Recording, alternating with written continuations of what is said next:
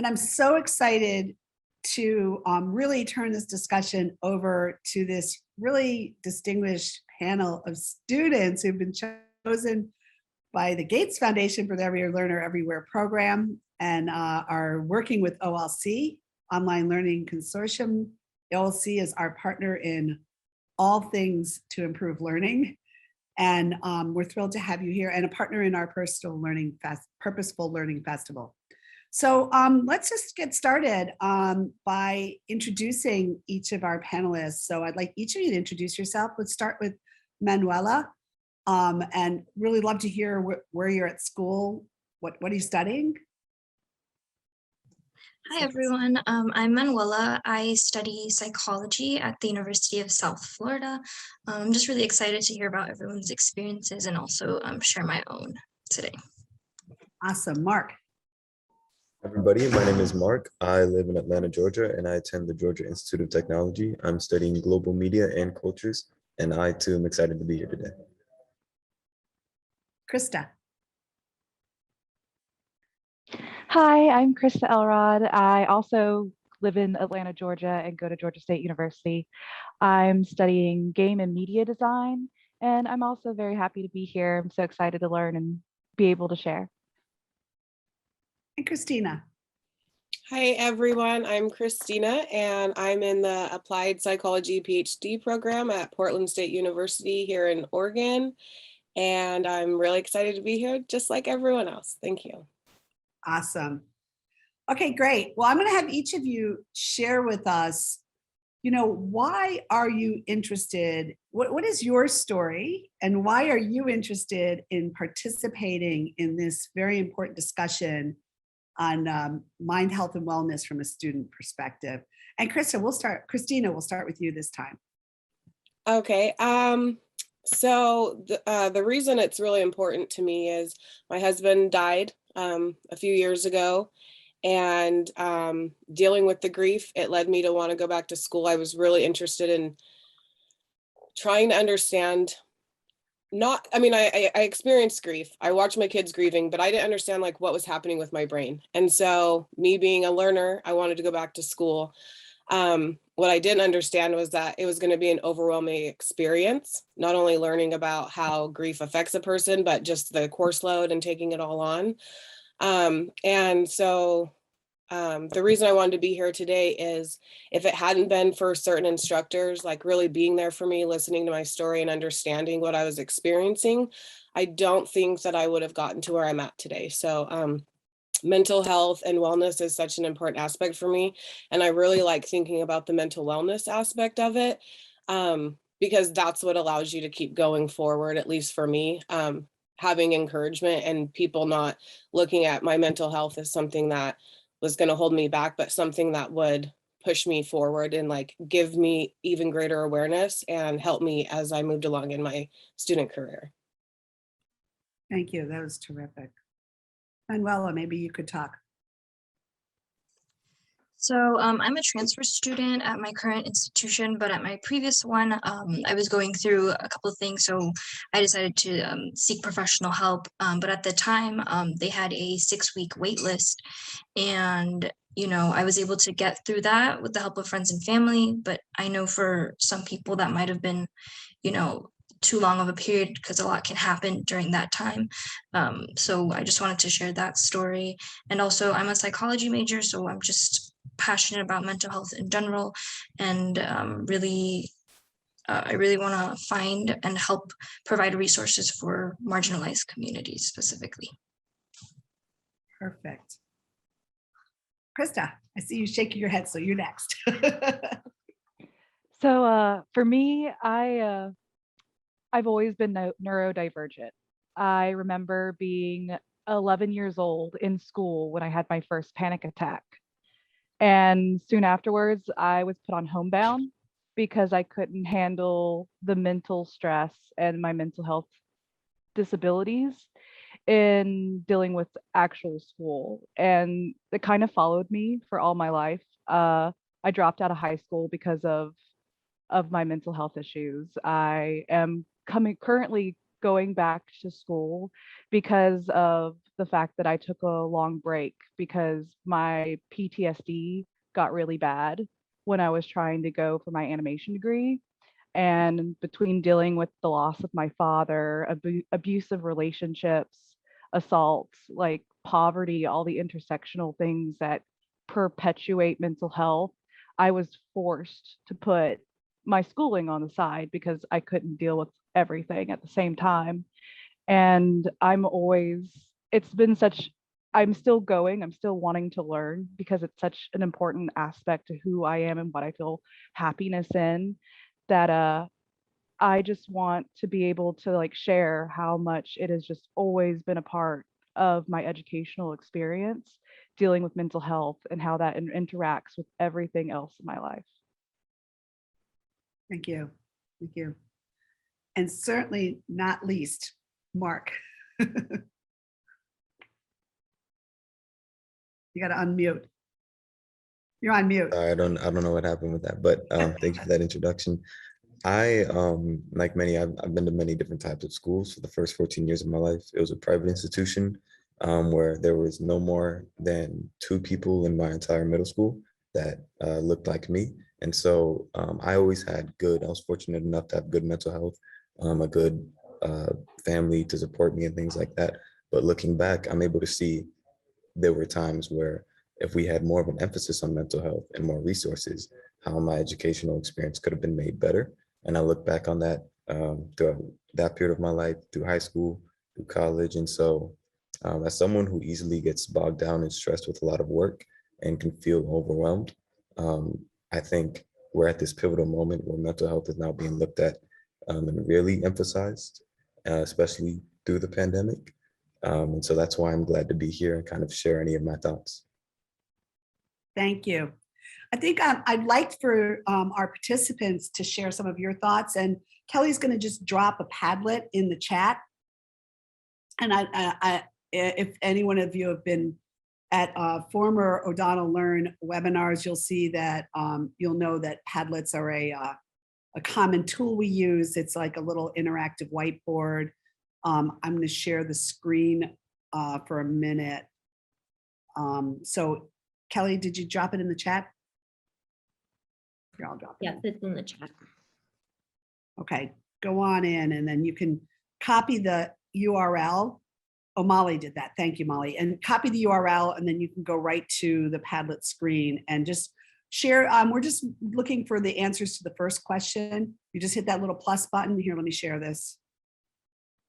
Meanwhile, I just want to thank the 4 of you for sharing. It's so important. You know, it's interesting. My family has a huge amount of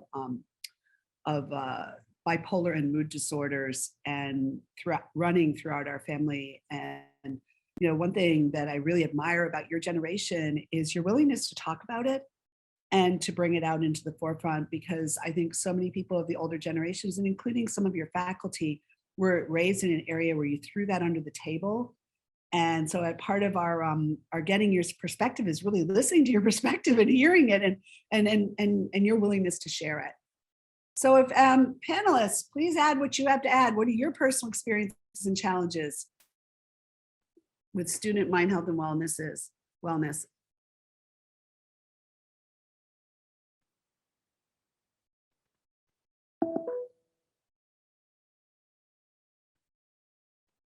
Here we are.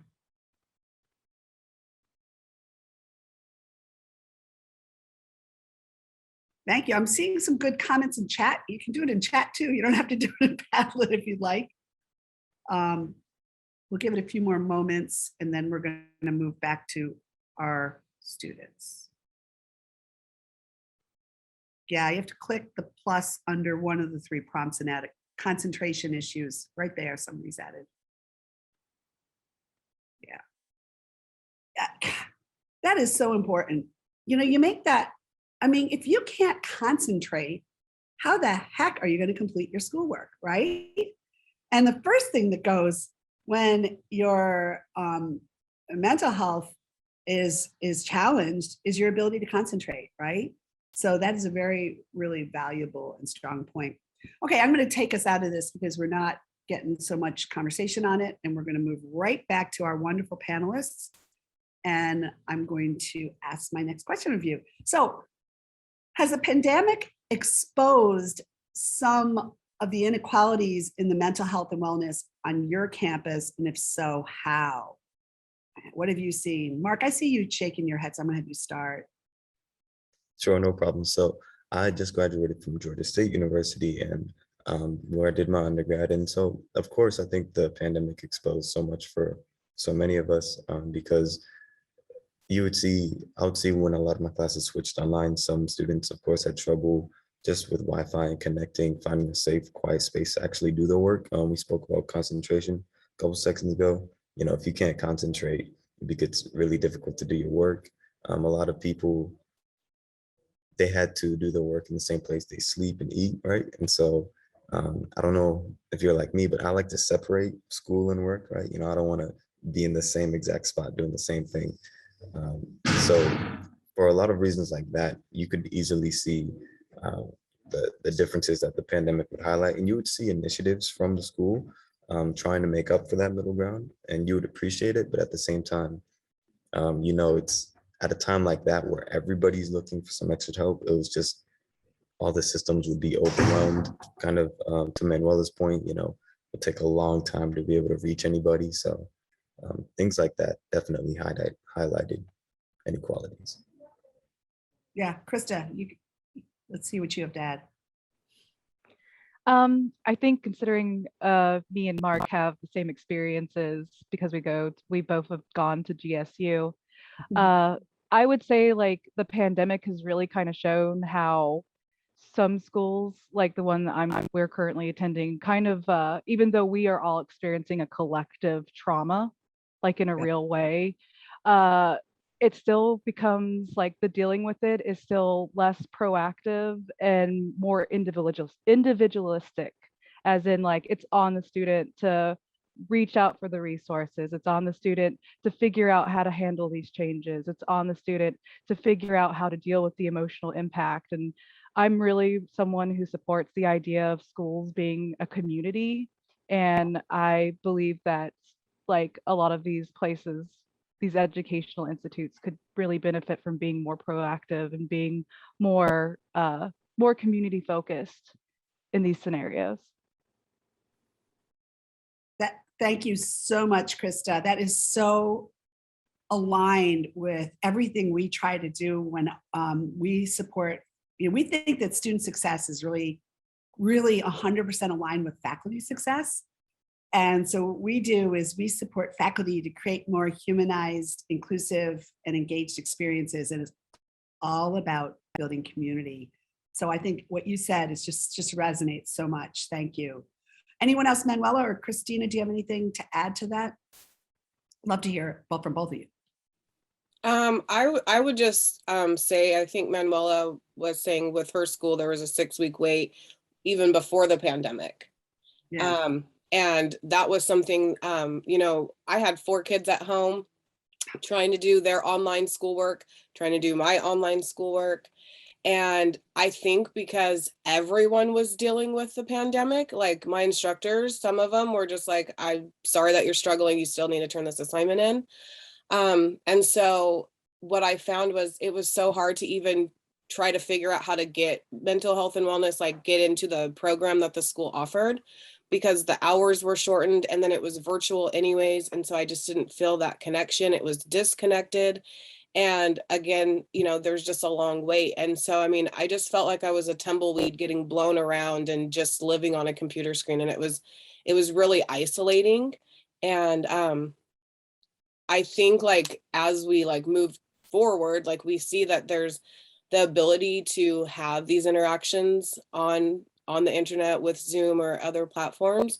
So I hope that schools could like figure out a way to make them more accessible to more students, even moving forward, so that we don't have to wait. You know, if it's not as, it doesn't feel the same not being in person, but just being able to talk to someone that can help you like work through steps or like create a plan to get you to the next step is just vitally important. And I hope that that's something that can happen soon. really good. Wow, bless you. I mean, managing your children and yourself, everyone's on Zoom, everybody's trying is such a common, but such a result. And if you're not already dealing with mental health issues, that in and of itself gives you anxiety, right? Every day, So, Manuel, you were going to say one more thing, and I'd love to hear it. Yeah, so during this pandemic, I think with all the time we spend inside and with all the social distancing, because of the lack of, I guess, human interaction this past year and a half, this definitely took a toll on people's mental health. And for students who had to return home because of the pandemic, being around family, that might not be such a good environment for some people. So sorry, that's my cat. But yeah, so people deal with like concentration issues, like what was on the Padlet. And then academic wise, I think one thing that I noticed is that teachers have started to implement proctored exams, which I think has added a lot of stress for students. But I do know some professors were kind enough to modify their syllabus and policies, whether that be through like being lenient on deadlines or just completely removing proctored exams for students. So, yeah.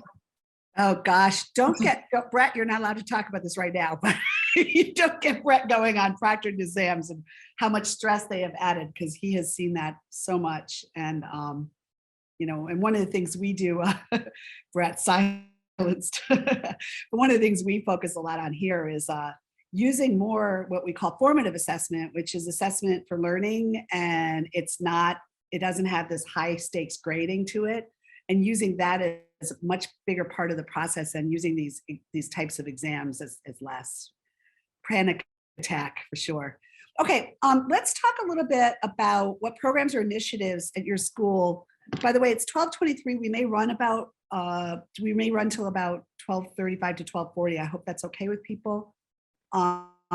So let's talk about some of the programs or initiatives your school has created to support students, and or what individual instructors, because I think, Christine, you were saying that some of your individual instructors really made a huge difference. So let's talk about that. And by the way, guys, move back to if you'd like to jot some notes in the Padlet, we have a section in the Padlet for adding comments on that, and we'll go to that afterward. So, maybe we'll just, I don't know who we'll start with, whoever wants to. Krista, we'll start with you if that's okay. What has your school done to support?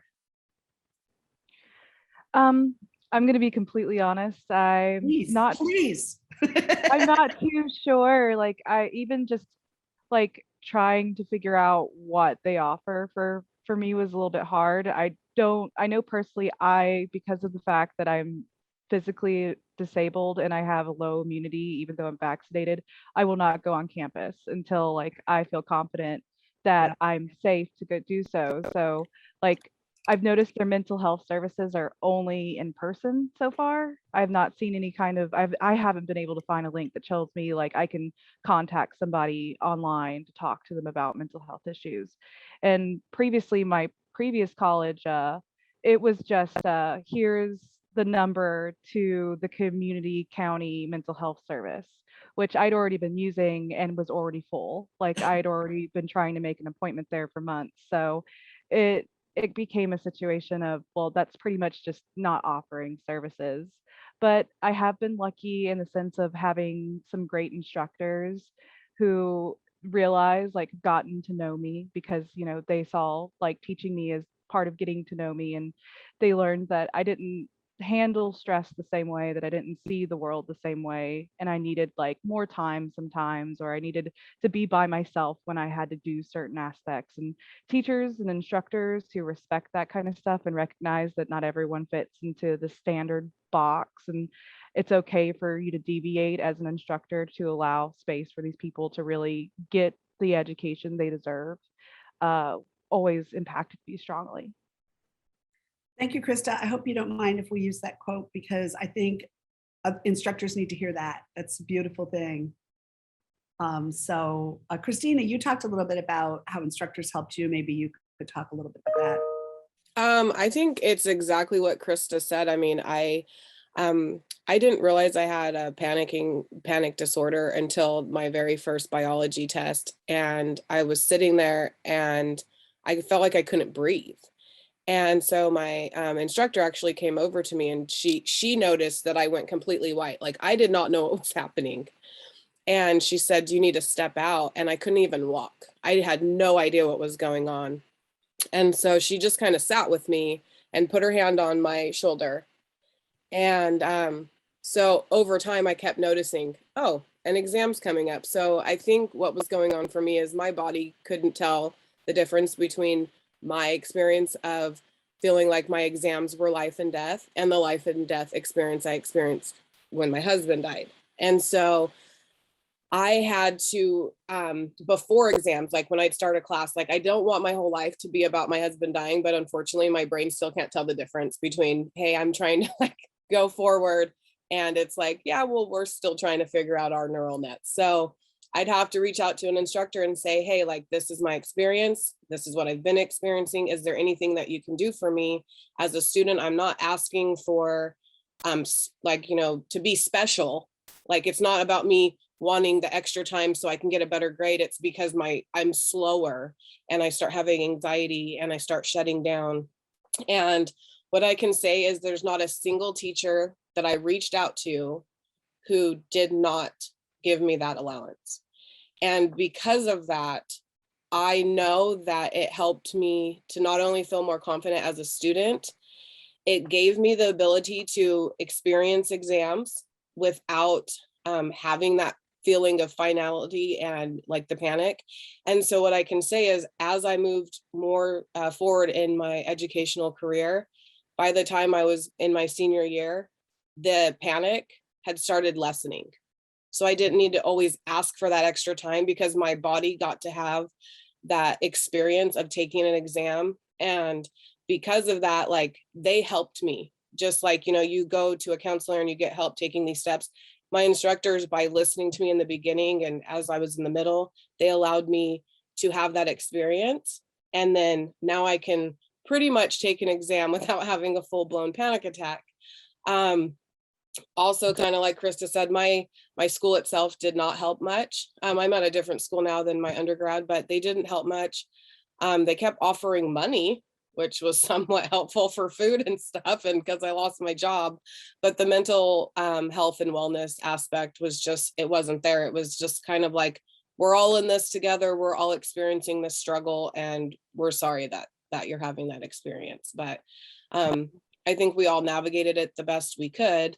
But like I said, like, me making those personal connections with my instructors, and then especially during the pandemic, instructors making allowances and reaching out to us as students saying, hey, we're here if you need anything, and opening themselves up to almost be vulnerable for students too, which I haven't actually seen before the pandemic hit, made me feel like I could go to them if I needed to. And it really just opened up a whole different kind of relationship that I hadn't experienced before.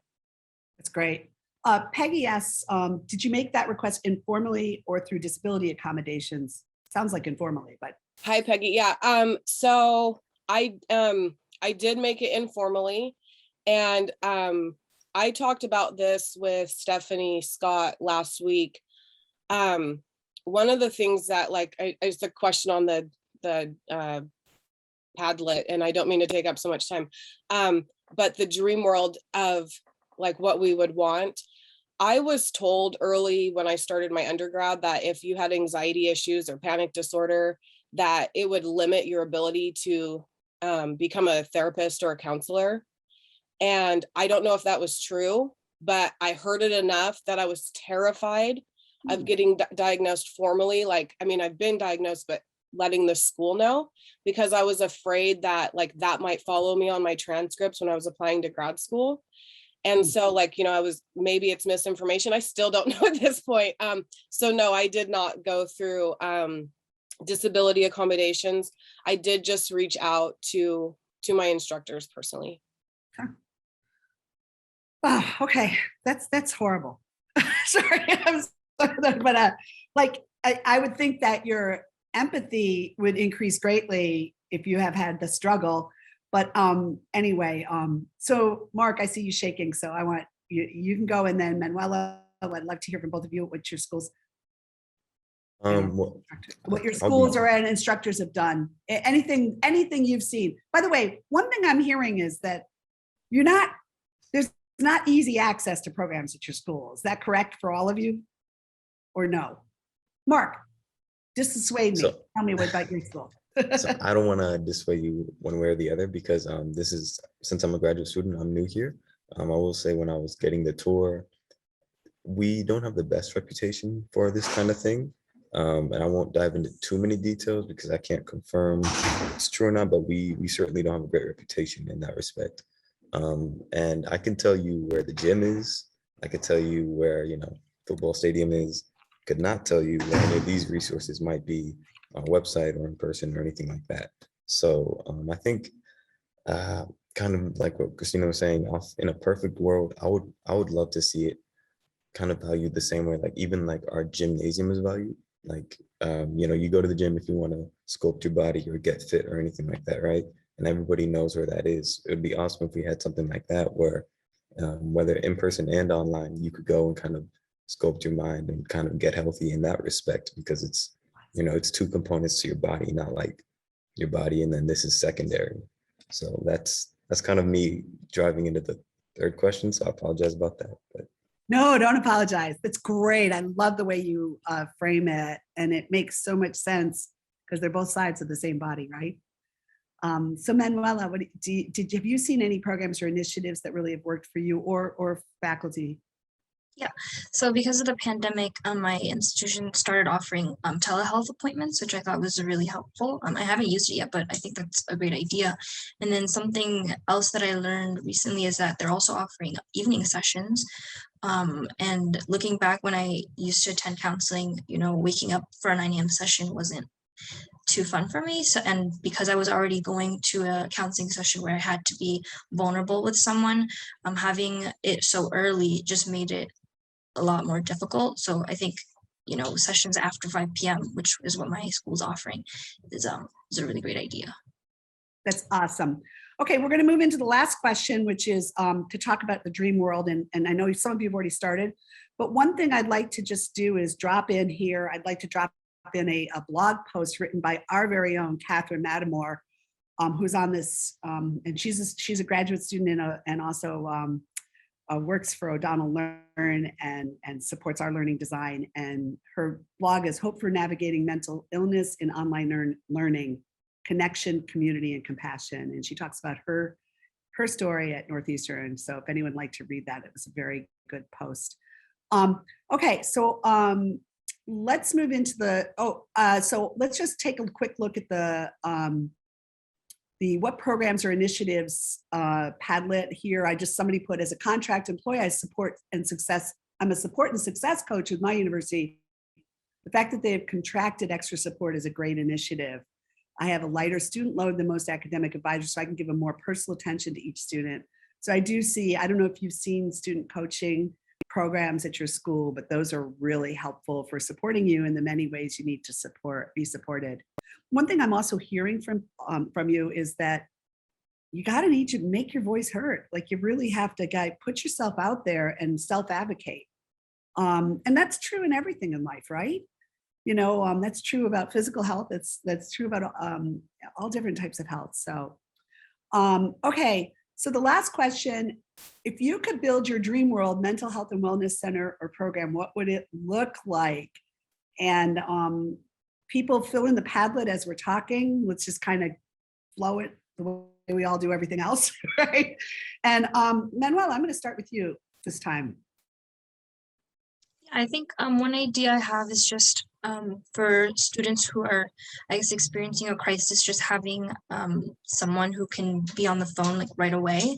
I know that in my the institution I was before, they offered that. It wasn't that helpful. Like I tried it once and they didn't seem like they cared. But I do understand because it's last minute. But yeah, just someone to talk to when you're going through something right away without having to make an appointment. Yeah, that's great.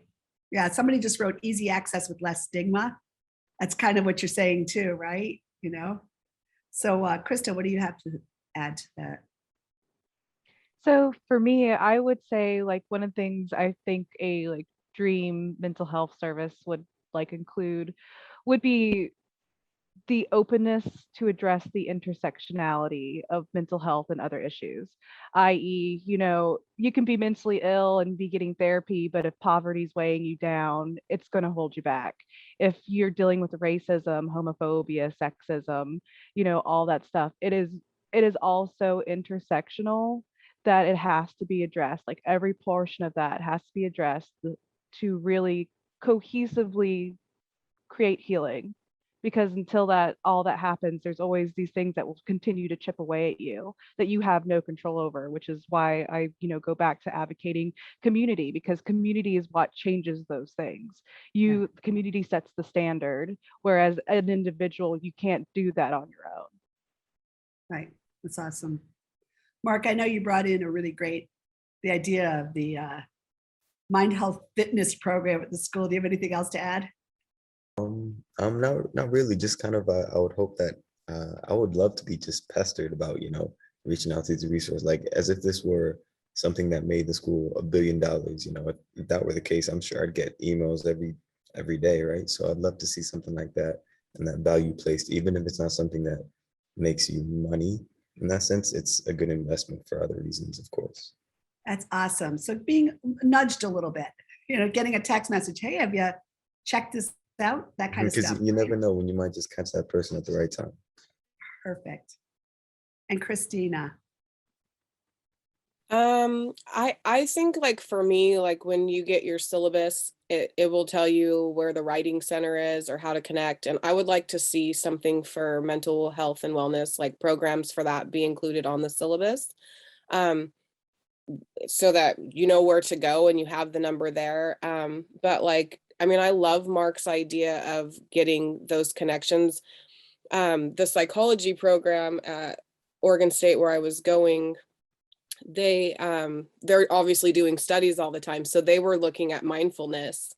And so they created this in the gym, I guess. They created this mindfulness lab, and everyone could come in and do yoga and mindfulness training. And even though it was a part of their studies, it was open to everybody. And you could drop in and just come in and do it. So I think that like how they have yoga classes and Pilates and basketball groups, I think like having just like a mindfulness thing or some, meditation or talk, just, like someone coming in and talking about mental health and wellness, where you can just go in and sit down once a week and just listen and learn new techniques, different than being in a counseling session, but something that could maybe help everyone would be awesome.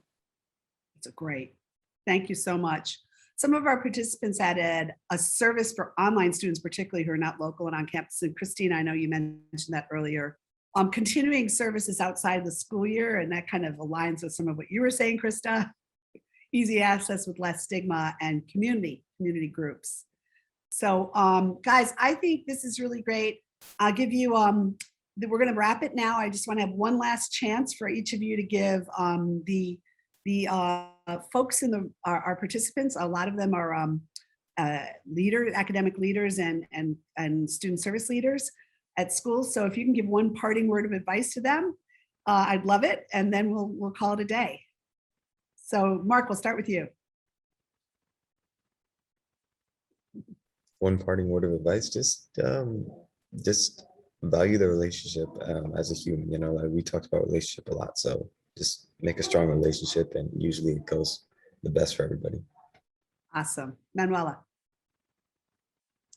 Something, I guess, live in the present.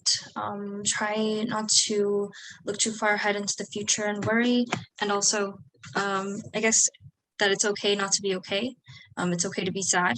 Set aside time in the day to really be in your feelings. That's great. Christina. I would just say, like, make that connection, meet your students where they are, and don't assume that they're trying to get something out of you. Just know that it's often a struggle to even come to someone to say that you're struggling. So understanding, compassion, the same way you would treat a best friend. I know it's a different relationship, but just having that compassion really goes a long way. Terrific. And Krista. I would say just focus on community. Like there's so much power in working together that can change a lot of things for a lot of people. And if you just take the time to realize that you're not on in this on your own, and also people aren't on it like in this on their own, that a lot can happen and a lot can change and you can be a positive benefit to someone else. Thank you so much, all four of you. I hope to get a chance to meet you in person sometime. And I hope you have a great semester in your fellowship with the online OLC. And we thank you all and thank all of you for participating and being part of our conversation today. Have a great day.